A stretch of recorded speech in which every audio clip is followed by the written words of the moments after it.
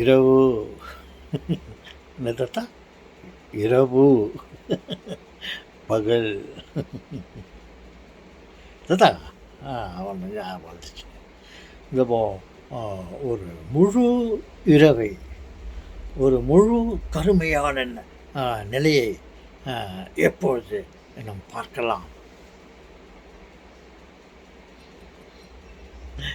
பார்க்கவே முடியாது. இரவை நாம் ஒரு முழு கருமை நிறத்தை நம்மால் பார்க்கவே முடியாது. தாத்தா என்ன தாத்தா நீங்கள் எப்படி சொல்கிறீங்க?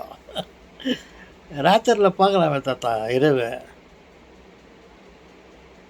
முழு இரவை, முழு கருமை நிறத்தை நம்மால் காணவே முடியாது.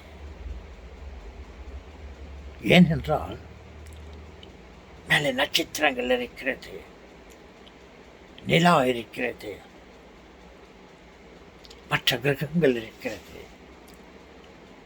சூரிய வெளிச்சம் அதன் மேல் பட்டு அவைகள் நமக்கு பிரதிபலித்து கொண்டே இருக்கிறது. ஒரு கிரகங்களும், ஒரு நிலாவும், ஒரு நட்சத்திரம், பல நட்சத்திரமும் இல்லை என்றால் நம்மால் இரவை பார்க்கலாம். இவைகள் தான் அடமாக இருக்கிறது. சூரிய வெளிச்சத்தை பெற்று அது ரிஃப்ளெக்ட் பண்ணுது.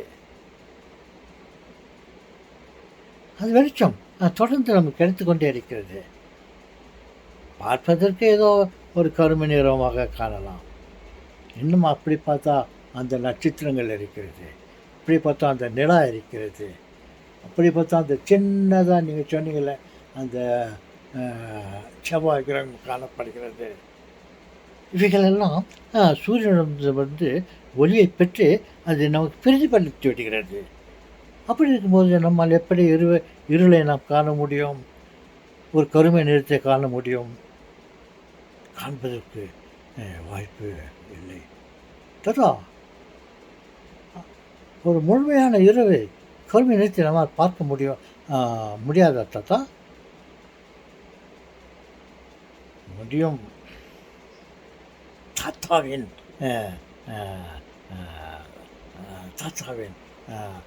எண்ணம் படி முடியும். இப்போதான் முடியாதுட்டீங்க, இப்போ என்ன தாத்தா கதையாக மாற்றுறீங்க? I'm சொல்கிறீங்களே, I am very sorry to say this message. சூரியனுடைய வெளிச்சம் எங்கே இல்லையோ அங்கே நம்மால் இருளை காண முடியும். பகலிலே இங்கே சூரிய வெளிச்சம் இருக்கிறது, இரவிலே சூரிய வெளிச்சம் அங்கே இருக்கிறது. அதனால் நம்மால் முழுமையான கருமையத்தை பார்க்க முடியாது என்று சொன்னேன் அல்லவா? அதே சமயத்தில் நம்மால் காணவும் முடியும். ஒரு சரியான இரவு நேரத்தை நம் காண முடியும். முழுமையான கருமை நிறத்தை காண முடியும். தத்தா தப்பி கழிச்சிட்டு பேசுகிறேன் தத்தா. இப்படி பேசுகிறீங்க, அப்படி பேசுகிறீங்க. சொல்லுங்களே, இதை யாரும், நான் தாத்தா சொல்வது யாரும் நம்ப மாட்டார்கள். சூரிய வெளிச்சம் சிறு தூரத்திற்குத்தான் சூரிய வெளிச்சம் நமக்கு கிடைக்கிறது. கடவுளுடைய ராஜ்யத்தில் சூரியன் இருக்கிறது. அந்த சூரியன் நமக்கு வெளிச்சத்தை கொடுத்து கொண்டு இருக்கிறது. கடவுளின் ராஜ்யத்திற்கு அடுத்த ராஜ்யம் ஒன்று இருக்கிறது தாத்தா. உங்களுக்கு பைக்க பிடிச்சி தாத்தா. என்னை போன்றவர்கள் அனைவரும் யாரும் இல்லை, நான் சொல்லுகிறேன். இறைவனுடைய ராஜ்யத்திற்கு அப்பால் ஒரு காலியான இடம் இருக்கிறது. அங்கே எதுவுமே இல்லை. கடவுளுடைய ராஜ்யம் ஒரு சட்டன் டிஸ்டன்ஸ் தூரத்துக்குத்தான் இருக்கிறது. ஏன் பரலோக ராஜ்யத்தையும் எடுத்துக்கொள்ளுங்கள், அதுவும் அப்பாற்பட்டிருக்கிறது. இருந்தாலும் கடவுளுடைய ராஜ்யத்துக்குள் அடங்கியிருக்கிறது. மோட்சம், நரகம், சொர்க்கம், இது அது எல்லாம் கடவுளுடைய ராஜ்யத்துக்குள்ளே தான் இருக்கிறது. அது எல்லாம் சிறிது தூரத்து வரையில் தான். பாருங்கள், இங்கிருந்து அந்த மலையை பாருங்கள், அந்த மலையிலிருந்து இந்த மலையை பாருங்கள், அங்கிருந்து அந்த கடைசியில் கண்டுக்கு தெரிய இடம் வரை பாருங்கள். இவையெல்லாம் என்னுடைய ராஜ்யத்துக்குள்ளே இருக்கிறது, இவைகளெல்லாம் என் சொத்து. அன்றைக்கி அப்படித்தான் நான் ஒரு ஊருக்கு போனேன். அந்த ஊருக்கு போனோடனே அங்கே என்னுடைய உறவினர் வீட்டுக்கு போனேன். அவர்கள் சொன்னார்கள், வாருங்கள் தாத்தா, நமது நிலத்தை காட்டுகிறேன், நமக்கு சொந்தமான இடத்தை காட்டுகிறேன் என்று அழைத்து கொண்டு போனார்கள். போயிட்டு அவர்கள் நான் சொன்ன மாதிரி தான் சொன்னார்கள். பாருங்கள் தாத்தா, இங்கேருந்து அந்த மலை தெரியுது இல்லையா, அந்த மலையிலேருந்து இங்கே பாருங்க, அந்த கழனி இருக்குதுங்களா, அந்த கழனி அது கழனி கடைசி வரையிலும். அப்புறம் இங்கே பாருங்கள், இங்கே ஒரு மலை காணப்படுகிறது அல்லவா, கண்ணுக்கு தெரிந்த ஒரு இடம் இருக்கிறது அல்லவா, அவைகளிலிருந்து இது எல்லாம் நம்முடைய சொத்து தாத்தா, நம்ம தாத்தா வாங்கி வச்சிருந்தது தாத்தா, அப்படி என்று சொன்னார். அதே போலத்தான் கடவுளுடைய ராஜ்யமும் ஒரு குறிப்பிட்ட எல்லை வரையிலும் கடவுள் ராஜ்யம். அதற்கு அப்பால் வெறும் பூஜ்யம், வெறும் பூஜ்யம். சூரியன் இல்லை, நட்சத்திரங்கள் இல்லை, வேறு எந்த கிரகங்களும் இல்லை. இவைகளெல்லாம் ஒரு எல்லைக்கு உள்ளே தான் இருக்கிறது. இப்படி போனால் மோட்ச ராஜ்யம், அதுவும் இவருடைய எல்லைக்குள்ளே தான் இருக்கிறது. அந்த மோட்ச ராஜ்யத்திற்கு அடுத்தால் ஒன்றுமில்லை, இந்த பக்கம் ஒன்றுமில்லை, அந்த பக்கம் இல்லை. இவருடைய ராஜ்யம் மிகவும் பெரியது. கடவுளுடைய ராஜ்யம் மிக மிக பெரியது. அதற்கு அப்பால் வேறொருடைய ராஜ்யம்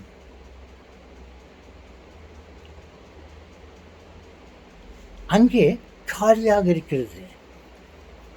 அப்படி என்று சொல்வதற்கும் எனக்கு துணிவு இல்லை. இவருடைய ராஜ்யத்திற்கு பிறகு அடுத்த ராஜ்யம் கடவுள் ராஜ்யம்ன்ற மாதிரி வேறு ஏதோ ஒரு எக்ஸ் ராஜ்யம், அது வேறு ஒரு கடவுள் என்று சொல்ல முடியாது. கடவுள் என்று நாம் சொல்லுகிறோம், அவர்கள் வேறு என்ன பெயர் வைத்து கொண்டிருக்கிறார்களோ அவருடைய ராஜ்யம். எஸ் தாத்தா, என்ன தாத்தா, எங்கே சுற்றினே வந்து ஒரு கேப்பில் என்னவா விடுறீங்களே தாத்தா, அந்த கேப்பில் என்னவோ விடுறீங்களா ராஜா, பாம்பு விடுறீங்களா ராஜா.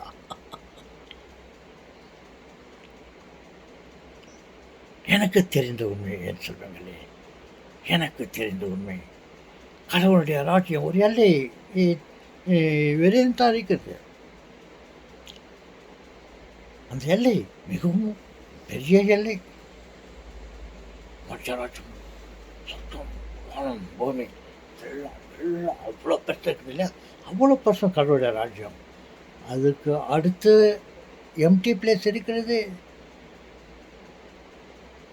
அது எம்டி பிளேஸாக இல்லை வேறொருடைய ராஜ்யம் சொல்ல முடியாது. நாம் சொல்லுகிறோம் இவரை நம்மை படைத்தவர் கடவுள், இவருடைய ராஜ்யம் என்று. அதற்கு அப்பால் வித்தியாசமான ஒரு ராஜ்யம் இருக்கலாம். அது இன்னும் யாரும் அதை பற்றி யோசிக்கவே இல்லை. தாத்தாவை போல் நான் துணிந்து சொல்லுகிறேன், இறைவனுடைய ராஜ்யம் ஒரு எல்லைக்குள்ளே தான் இருக்கிறது. இல்லை, அந்த எல்லைக்கும் வெகு தூர செல்லமும் இருக்கிறது, எடுத்துக்கொள்ளுங்கள். அதற்கு அடுத்து மற்றவருடைய ராஜ்யம் இங்கே அமெரிக்கா இருக்கிறது, அவனுடைய பெரிய ராஜ்யமாக வந்து அவனுக்கு கூட அது ஒரு எல்லை இருக்கிறது. அந்த அமெரிக்காவை விட்டு அடுத்தது இன்னொருத்தருடைய ராஜ்யம் ரஷ்யாவாக இருக்கலாம், இல்லை ஒரு சின்ன ஒரு நாடாக இருக்கலாம். இவனுடைய எல்லை இங்கேயே முடிந்து விட்டது. அதுக்கு அடுத்து அமெரிக்காவை அடுத்து வேற ஒருத்தனுடைய நாடு. அதே போல்தான் கடவுளுடைய ராஜ்யம் ஒரு எல்லையை, ஒரு பெரிய எல்லையும் இருக்கிறது. அதுக்கு அப்பால் கடவுளுடைய ராஜ்யம் இல்லை, அது வேறொருடைய ராஜ்யம். அங்கே சூரியன் இல்லை, நட்சத்திரங்கள் இல்லை, வேறு விதமாக ஏதாவது இருக்கலாம். நான் இல்லை என்றே நான் சொல்லுவேன். அது எப்படி சொல்லுவேன்? ஒருவேளை இருக்கலாம். அப்படி ஒன்றுமே இல்லை என்றால் அங்கே கருமையான இருளை நாம் பார்க்க முடியும். சூரியனுடைய ஒளி ஒரு ஒரு ஒரு சர்டன் டிஸ்டன்ஸில் தான் இருக்குது. அந்த சூரிய வெளிச்சத்துக்கு அப்பால் அண்ணாண்ட இருள். அங்கே நாம் முழு இரவை காணலாம். வாருங்கள் போகலாம். தாத்தா, என்ன தாத்தா நீங்கள் தூங்குறதுக்கு முன்னாடி இப்படி சொல்கிறீங்களோ? எஸ், தூங்குறதுக்கு முன்னும் சொல்லுவேன், தூங்கி எழுந்த பிறகும் சொல்லுவேன். கடவுளுடைய ராஜ்யம் ஒரு எல்லை வெளியில் தான் இருக்கும். இருக்கும் என்று சொல்லலாம், இருக்குதுன்னு சொல்ல. என்னுடைய கற்பனை பிரகாரம் அவ்வளோ தூரத்துக்கு இருக்கும். அதுக்கு அடுத்து, அதுக்கு அப்பால் நெக்ஸ்ட்டு கடவுள் ராஜ்யத்துக்கு அடுத்து ஏதோ ஒன்று இருக்கிறது.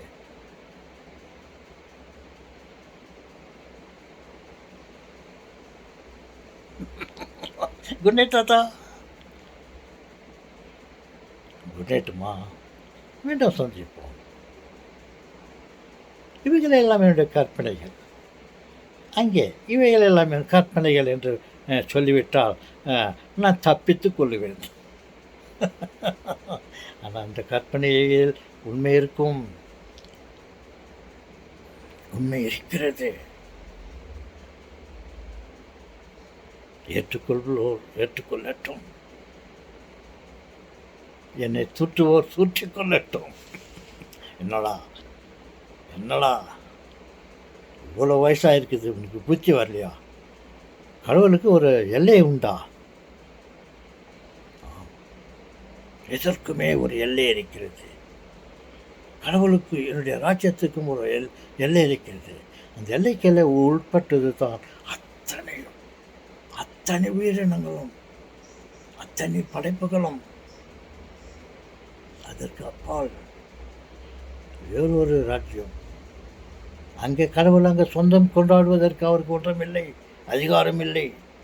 இவருடைய எல்லைக்குள்ளே தான் இவர் அதிகாரத்தை, பல உயிர்களை படைத்து கொண்டிருக்கிறார், பல படைப்புகளை படைத்து கொண்டிருக்கிறார். ஏனென்றால் இது இவருடைய ராஜ்யம்.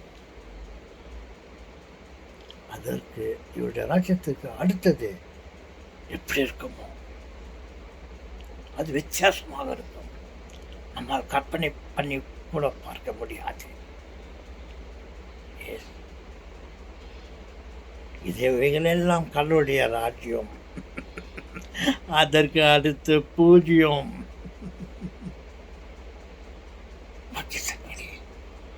மீண்டும் சந்திப்போம்.